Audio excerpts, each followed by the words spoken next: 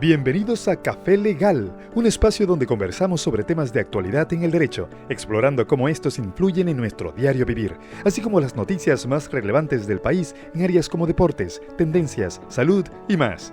Quédate con nosotros, que empezamos ahora. Bienvenidos a Café Legal, este espacio en donde vamos a interactuar un poco sobre los detalles técnicos legales que implica estar dentro de la Escuela de Derecho. De igual forma, tocar temas que estén en la actualidad pública dentro del proceso.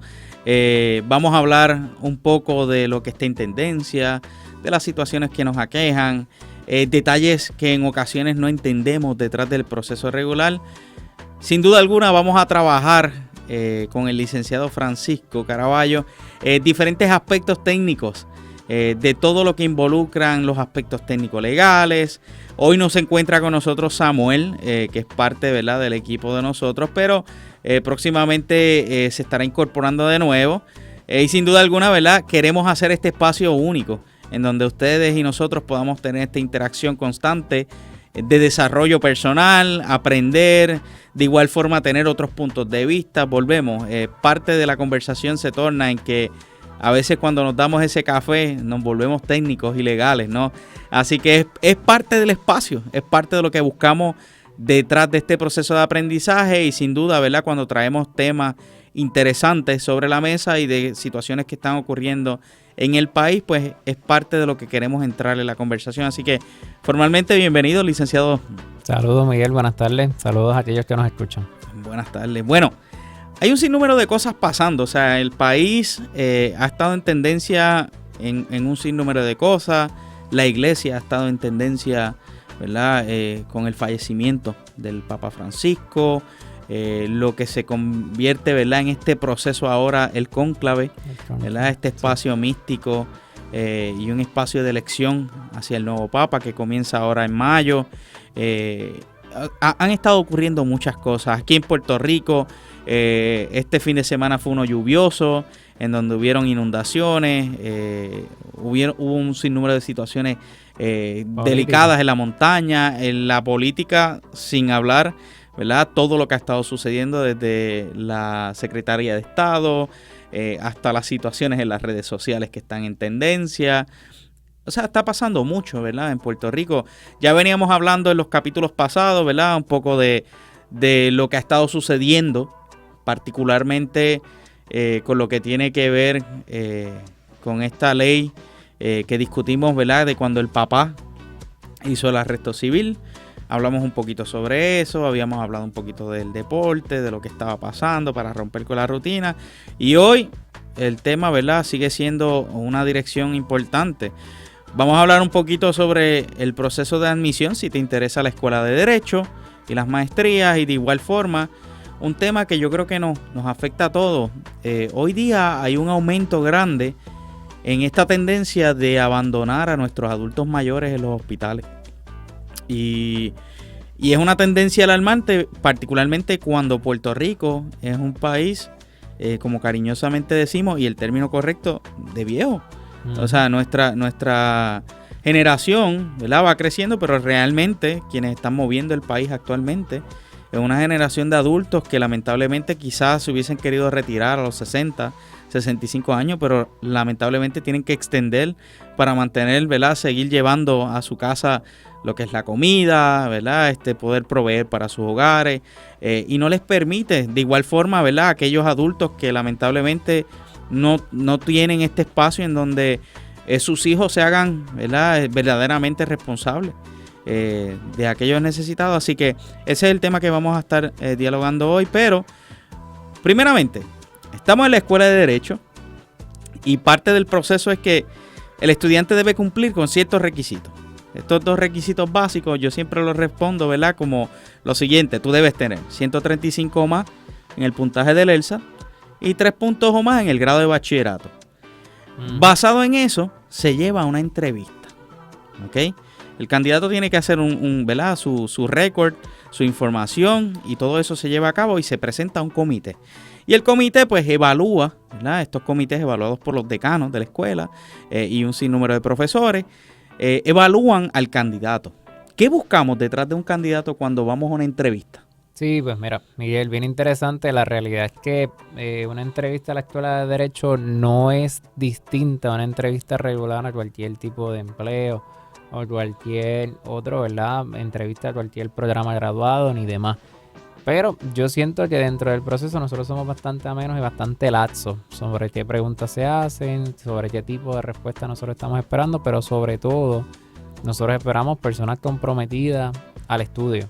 El estudio del derecho es un estudio muy, muy complicado, hasta cierto punto sacrificado, y nosotros lo que queremos ver de esa entrevista, más allá de conocer las actitudes tanto académicas, profesionales y personales de esta persona, es que es una persona comprometida al estudio. Comprometida al estudio, una persona que le interese estudiar, que le interese leer, que reconozca que de cierta manera se tienen que dar ciertas cosas en el estudio del derecho, o sea, que sepa o que esté bastante en claro que el estudio del derecho comprende distintas cosas. Muchas veces tenemos estudiantes que vienen, o aspirantes que vienen con la idea de ser abogado de una sola rama o de un solo tipo. Y me explico. Viene un estudiante que le interesa el derecho penal y quiere ser abogado criminalista.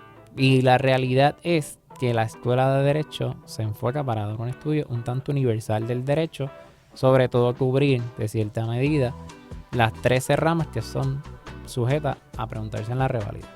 Así que ese estudio comprende las 13 materias que están sujetas a la reválida, y por el ladito nosotros tenemos la posibilidad de tener ciertas electivas, que ahí es donde los estudiantes de cierta manera pueden enfocar o enfilar sus cañones a sus distintos intereses. Pero que sepan que la Escuela de Derecho es un estudio prácticamente universal del derecho puertorriqueño. Claro, bien interesante, porque tradicionalmente antes veíamos mucha gente que venía exclusivamente porque no, yo quiero ser abogado litigante, ¿verdad? Y esto es algo que en mi caso yo soy enfermero, pero lo escuchaba mucho.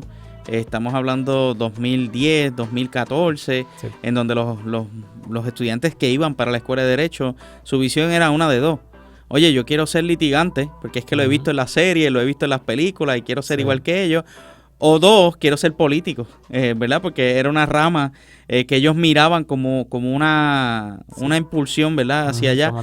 Como un trampolín hacia allá. Y entonces, de alguna forma u otra, ya hoy día ese campo ha cambiado. Sí, o sea, la realidad es que, y tú lo sabrás mejor que yo, que tienes, ¿verdad?, acceso a todo ese montón de solicitudes que llegan. Yo por mi parte, y como parte del comité de admisiones, he visto que la norma ha sido que cada vez se ven bachilleratos de distintas otras ramas. O sea, ya no somos y no recibimos un 90% de solicitudes que vienen de prejurídico o de ciencias políticas, como es mi caso. O sea, yo estudié un bachillerato en ciencias políticas y tenía bien en claro que lo que quería hacer era estudiar derecho. Pero la realidad es que para estudiar derecho no se necesita un bachillerato en específico y no se necesita ese trampolín, como bien menciona, de venir de un bachillerato en específico para estudiar derecho, sino que más que nada un bachillerato. Y a mí personalmente me parece curioso y me parece bien interesante que estemos recibiendo personas de distintas áreas, porque la realidad es que el derecho es bastante universal y más que universal, extremadamente variado. O sea, debemos nosotros tener abogados que, aunque no se nos permita especializarnos, sí que tengan cierto estudio de contacto previo con distintas otras ramas, porque eso les va a ayudar a ellos a más o menos enfilar sus cañones a donde ellos interesan. Pero no necesariamente se necesita un bachillerato en específico. Claro, ¿no? Y es parte del tabú que hemos intentado romper, porque antes existía este tabú de que solamente para estudiar derecho tenías que estudiar prejurídico, ciencias políticas, ciencias sociales, ¿verdad? Y era un tabú real. Pero ahora parte de la educación que hemos tratado de llevar es como que, mira, no, está chévere. Si tienes alguno de estos programas porque genuinamente te apasiona, ¿verdad? Prejurídico, ciencias políticas o sociales, cool. Pero de igual forma, ¿verdad? Si estudiaste enfermería, si estudiaste música, si estudiaste arquitectura, administración de empresas, educación, o sea, cualquiera de estos programas, porque a la hora de la verdad la escuela simplemente te dice, lo importante es cumplir con un promedio de 3 puntos en un grado de bachillerato alcanzado y completado. No te dice el bachillerato debe ser de, sino, ¿verdad? Debes haber completado un bachillerato. Sí.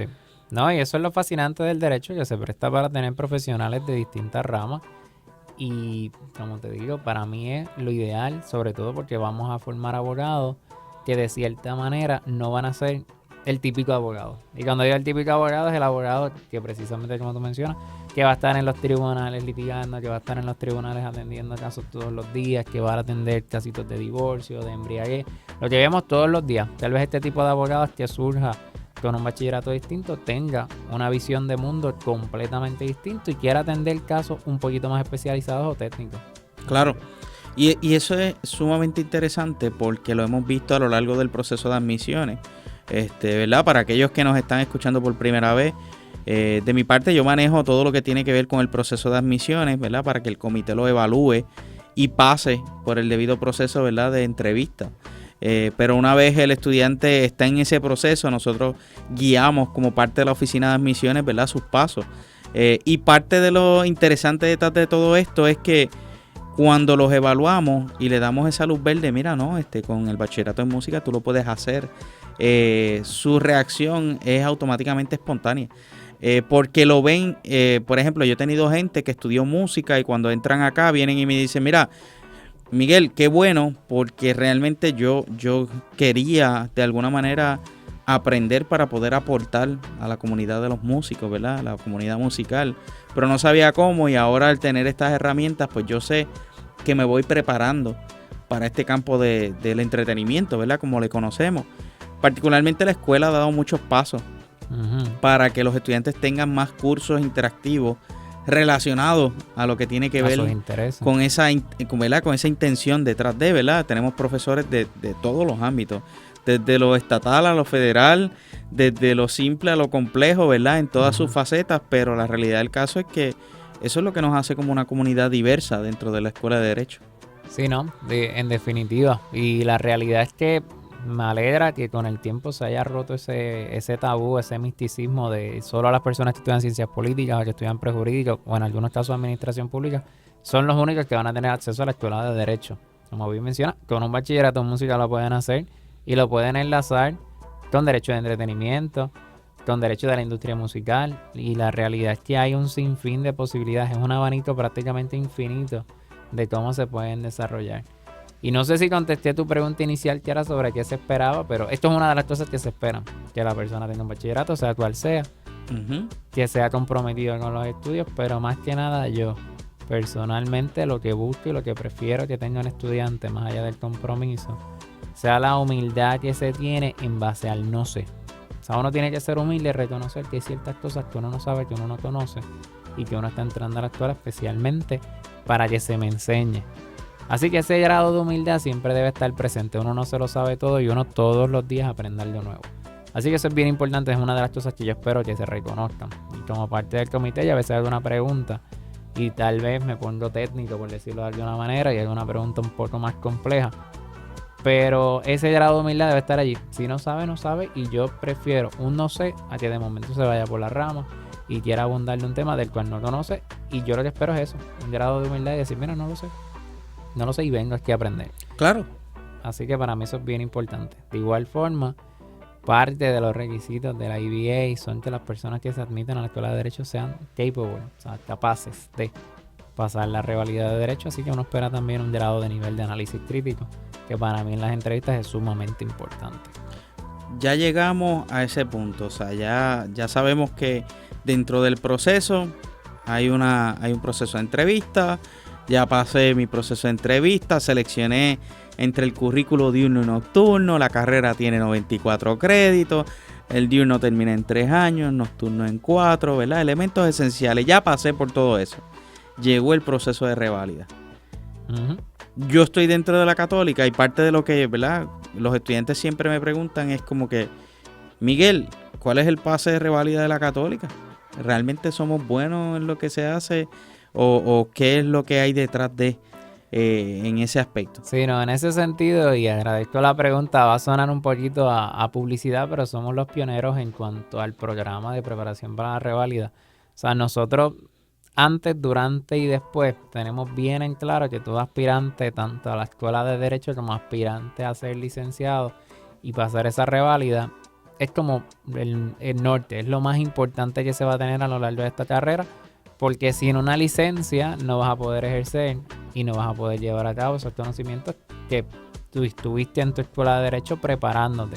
Así que es un hito en la carrera de todo abogado el pasar esa reválida, y nosotros como pioneros que somos en esto tenemos varias cosas. O sea, nosotros tenemos el programa de apoyo académico que durante el semestre, los estudios de los 3 o 4 años de la Escuela de Derecho, se le acompaña a los estudiantes, se les explica, se le dan destrezas, se le dan refuerzos, se le dan ejercicios de práctica. En el último semestre tenemos una clase especialmente de taller de reválida, y esa clase es requisito, así que todo el mundo va a pasar por un taller de reválida. Y después de eso, después que las personas se gradúan de la Escuela de Derecho, tienen todavía un acompañamiento por nuestra parte, que es el programa de preparación para la reválida, y ese se le da 3 meses antes de la reválida, y se llega hasta el punto en el que los dejamos en la puerta del centro de convenciones de camino a la reválida. Sí, que es un acompañamiento completo. Y realmente eso hace la diferencia, porque a la hora de la verdad, ¿verdad? Hubo un momento dado en donde las 3 escuelas en Puerto Rico tuvieron problemas con su pase de reválida, pero según se fue adiestrando, ¿verdad? Este equipo, que es parte de lo que es la preparación académica y parte de la mentoría y lo que es el pase de reválida, en el proceso, ¿verdad? Buscamos dentro de ello, ¿verdad? Establecer este espacio real con los estudiantes de tú a tú, ¿ok? Eso es bien importante, que ustedes sepan, ¿verdad? Que de alguna manera u otra usted no está solo. Usted va a ser, ¿verdad? Una vez usted entra a la familia de la Escuela de Derecho, hay un proceso a seguir, ¿verdad? Y hay un equipo que va a estar acompañándolos en todo momento. Así que, ¿verdad? Muy interesante, ¿verdad? Todo lo que está pasando en el ámbito legal, la necesidad que hay y todo lo que está trayendo a la mesa, ¿verdad? Y esto trae a la mesa también este espacio en donde, que en muchos casos estamos viendo, ¿verdad? De abandono de personas adultas mayores, nuestros viejos, en centros de hogar, hospitales, sus casas solos, guiando vehículos, ¿verdad? Quizás en un estado en donde mucha gente entraría en el debate si es correcto o incorrecto, pero a la hora de la verdad es el único método quizás que tiene la persona para poder ir al supermercado, echar gasolina, basarse, ¿verdad?, en sus necesidades simples. Sí, en efecto, y estamos viendo esta alza en ese tipo de casos, sobre todo por nuestra demografía. O sea, bien mencionas tú al principio, lo digo con el mayor de los respetos, Puerto Rico es una población envejeciente o un pueblo de viejos. O sea, y eso se debe en gran medida a la migración de puertorriqueños fuera de la isla, la búsqueda de nuevas posibilidades y demás, y tal vez, y claro, también esto se añade a la falta de natalidad. O sea, en Puerto Rico nace menos gente y cada vez la población pues se vuelve una población mucho más envejeciente. ¿Qué significa eso? Que vamos a tener muchas personas envejecientes ya de la tercera edad que se encuentran solos. Y se encuentran solos, cuando ellos se encuentran solos es que tal vez su red de apoyo familiares se encuentran en Estados Unidos, abandonaron Puerto Rico por distintas razones. Y eso nos crea unas circunstancias bien complicadas, sobre todo en el abandono de esas personas desde la tercera edad en instituciones hospitalarias. ¿Por qué? Porque tenemos una persona en un hospital que tal vez al momento de dar al alta ya no tiene criterio clínico para permanecer dentro de la institución. Se queda allí porque no tiene quien lo busque, no tiene quien le dé el alta, no tiene quien se haga cargo de él. Y tenemos varios problemas allí, sobre todo el hecho de que la institución tiene que ir corriendo con unos gastos. No hay un criterio clínico para entonces mantenerlo en el hospital. El plan médico va a cortar de proveer el pago de esos servicios. Todo a su vez tiene un criterio clínico para que entonces el AD se desembolse. Dentro del hospital tenemos varias preocupaciones, sobre todo el personal. ¿Qué pasa si esta persona tiene algún arrebato de cólera, de ira, lastima a algún paciente, a algún empleado? Claro. De igual forma tenemos la problemática de quién se va a hacer cargo de esta persona, porque a todas luces es una persona abandonada y no tiene quien se le haga cargo de él. Y ¿verdad? Cuando tú lo pones en contexto es complejo, ¿no? ¿Verdad? Cuando uno se pone en esos zapatos. Sabemos que los centros, ¿verdad?, de envejecientes realmente, ¿verdad?, tienen sus espacios, igual que los hospitales dentro del mismo. Y realmente cuando lo visualizamos así, ¿verdad?, el hospital está listo y capacitado, por ejemplo, legalmente para atender estos tipos de casos.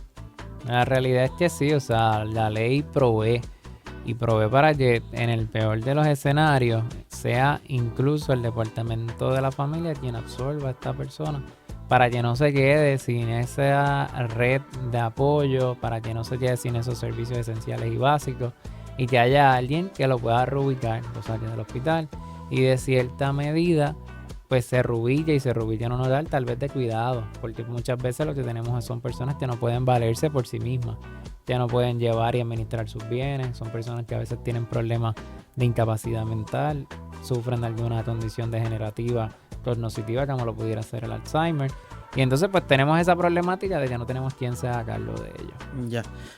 Y es complicado, ¿no? Porque, por ejemplo, en mi caso, yo trabajé mucho tiempo en la calle, particularmente en casos de veteranos, y yo sé la necesidad que hay, particularmente del servicio al hogar, y muchas personas, ¿verdad?, tratan de hacer hasta lo imposible por mantener el cuidado de sus familiares, pero la realidad del caso es que no todo el mundo tiene los recursos. En muchos de estos casos, los hijos lamentablemente abandonan, ¿verdad? Abandonan a ese ser. En otros casos tenemos gente que simplemente pues nunca tuvo un vínculo real de padre, hijo, madre, hijo, ¿verdad? O hija, y en este aspecto, pues, ¿verdad? No existe una relación, y entonces prácticamente se desvinculan por completo y dicen, mira, ¿sabes qué? Es que nunca hubo una relación, ¿para qué yo tengo que cuidar a alguien o velar por alguien que realmente no me veló ni valió por mí? Claro, tú sabes, y es una realidad. Entonces, cuando lo vemos desde el punto de vista emocional, la perspectiva, ¿verdad?, de los valores que involucra, todo lo que conlleva, pues quizá desde afuera el que lo ve dice, caramba, pero qué mal hijo, qué mal, ¿verdad? Pero también son muchos elementos emocionales. No, y la realidad es que en estricto derecho, o, ¿verdad?, basándome por la ley, si me voy por el libro, la realidad es que el hijo tiene que hacerse cargo de su padre. Eso en estricto derecho. Pero cuando estamos hablando de este tipo de escenarios, debemos recordar que por lo menos los tribunales de Puerto Rico son tribunales de justicia. Ya. Y dentro de todo, el juez tiene la sana discreción de hacer justicia y en efecto evaluarlo en la totalidad de las circunstancias y ver en los escenarios donde el hijo, por el mero hecho de ser hijo, se debe hacer cargo, y cuando, caso a caso, existen razones y circunstancias por las cuales se deba dispensar de esa carga. Ya. Y es una realidad que estamos viviendo en Puerto Rico hoy día. Es una realidad dentro de los hogares puertorriqueños.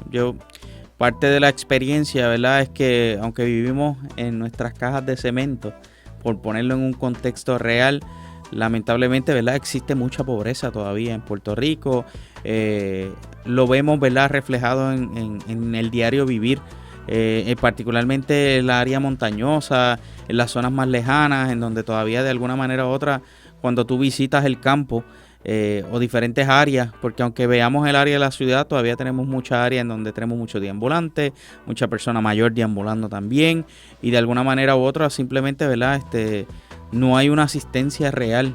Y aunque el gobierno trata de hacer sus gestiones y demás, la realidad del caso es que no dan abasto para poder manejar lo que es, ¿verdad?, estas personas que definitivamente necesitan mucha asistencia dentro de su proceso legal y también, ¿verdad?, de su proceso físico y mental a la hora de evolucionar el cliente, ¿verdad? Pero es una realidad. O sea, estamos viendo muchos adultos mayores abandonados en los hospitales, donde no hay cargo, los centros de envejecientes están llenos. Uh-huh. El cuidado, lamentablemente, es como que un debate, porque se ha tornado más en este ámbito de déjame ganar un poco de dinero y pues este es el negocio, y volvemos. Es parte de lo que se visualiza detrás, ¿verdad?, cuando tú creas la empresa, pero a la hora de la verdad, ese servicio humano debe existir siempre, porque es un elemento esencial. Sí, no, sin duda. Eso que mencionas son, sin lugar a dudas, muchos de los múltiples escenarios que estamos viendo, y con alta probabilidad, por nuestra demografía y la baja en la natalidad, van a seguir siendo problemas que vamos a seguir teniendo y viendo a lo largo de por lo menos las próximas 2-3 décadas.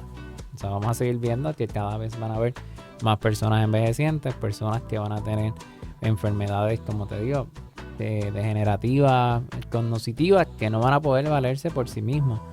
Y como bien mencionas, el proceso es costoso, el llevarlo a un centro de cuidado digno donde se le den los cuidados que la persona necesita, tal vez también es sumamente costoso, y las personas muchas veces no tienen los recursos para poder costear lo que la persona en sí necesita.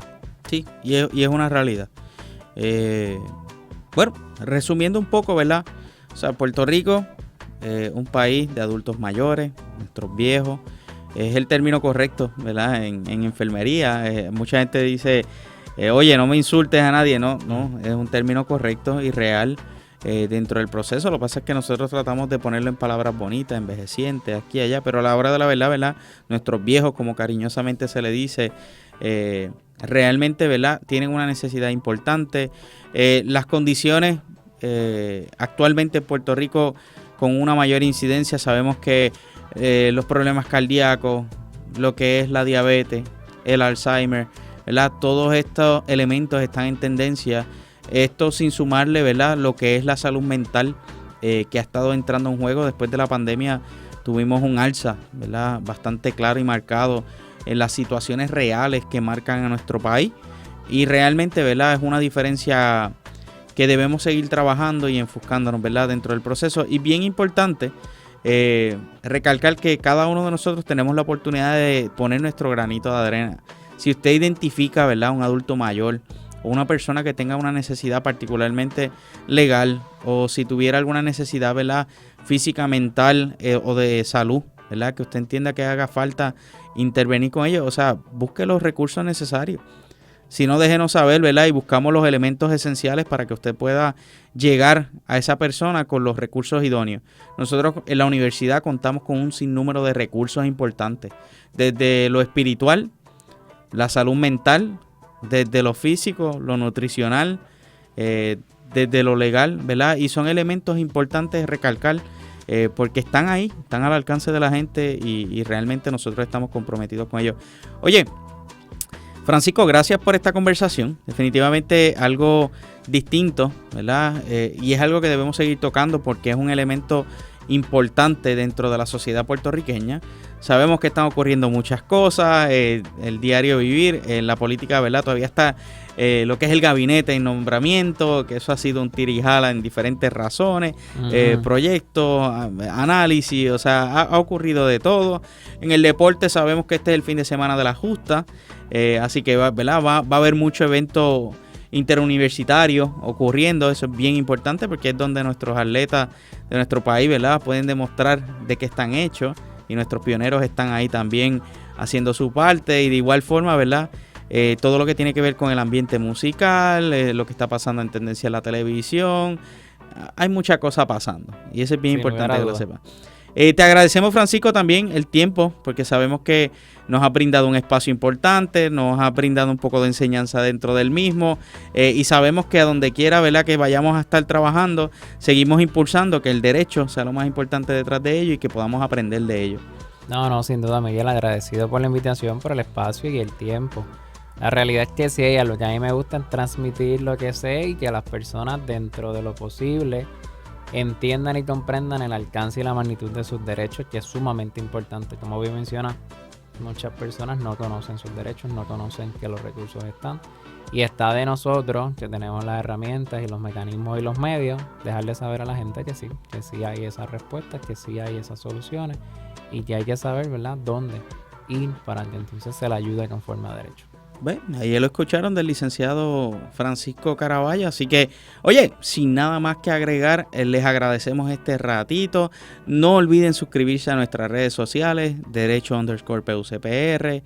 Busquen nuestras páginas de la Católica para que, ¿verdad?, puedan interactuar con todos los programas académicos que tenemos. Y si hay algo, ¿verdad?, que te llama la atención de la Escuela de Derecho, estamos a la mayor disposición para poder guiarte en el proceso. Sin nada más que agregar, esto ha sido otro más de Café Legal. No olvides seguirnos en nuestras redes sociales. Para más información, no dudes en visitar nuestra página de internet derecho.pucpr.edu. Esto fue Café Legal. Hasta pronto.